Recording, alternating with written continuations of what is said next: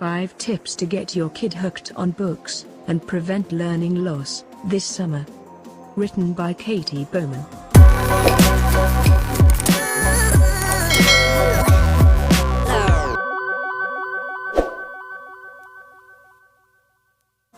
Books are powerful, and in recent months, for many of us, they have been lifelines, filling in as friends, teachers, and adventure guides, showing us other worlds while helping us understand our own.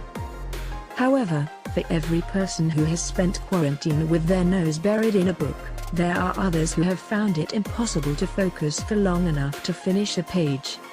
For kids who have already spent months at home due to school closures, this can be especially worrisome.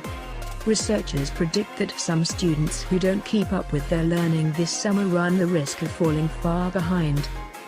How can you spark a love of reading, even in the most reluctant kids? We asked Donna Newts, instructional designer at the Johns Hopkins Center for Talented Youth and a contributor to CTY's annual Good Books for Bright Kids reading list. Here are her tips. Read to them. Kids are missing out on so many of the social and intellectual connections they normally make at school and camps, so making time to read together is more important now than ever. For kids of all ages, sitting down together provides the space to talk through any joys or worries that have come up throughout the day. Studies have long shown that reading to kids helps build their vocabulary and grammar skills, as well as their social, emotional, and character development. It also helps them connect with people and visit new places, which can offset some of the boredom and isolation they might be feeling. Libraries and book publishers are also offering virtual story times to keep kids engaged during quarantine. Children's book authors are even reading their own books online, so you can develop a personal connection with the author while connecting even more to the story, Newts said.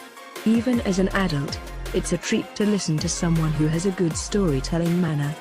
New York Public Library, Harper Kids, and Penguin Random House all have great virtual programming. You can also check your local library's website or search YouTube for pre-recorded story times. Audiobooks are another screen-free way to connect kids with books. Most libraries have audiobooks for kids and teens available for checkout, and many even provide free digital access with a library membership through apps like Libby and Hoopla. Rediscover old treasures. While many libraries remain closed due to COVID-19, there is another place to shop for books without spending a cent: your bookshelf. Every time you read a book, you will get something new out of it, Newts said. The first time, you're reading for the story, so you might not notice things about the dialogue, setting, or structure that you will the second or third time you read it. Kids can boost their comprehension of a book by completing printable activity sheets or crafty projects like these that will help them read with a focus on different aspects of the story. Get them hooked on a series.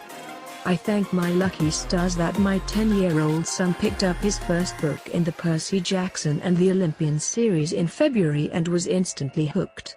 5 months, 5 books, thousands of pages, and one pandemic later, the Rick Riordan series has been a godsend through hundreds of hours of downtime at home.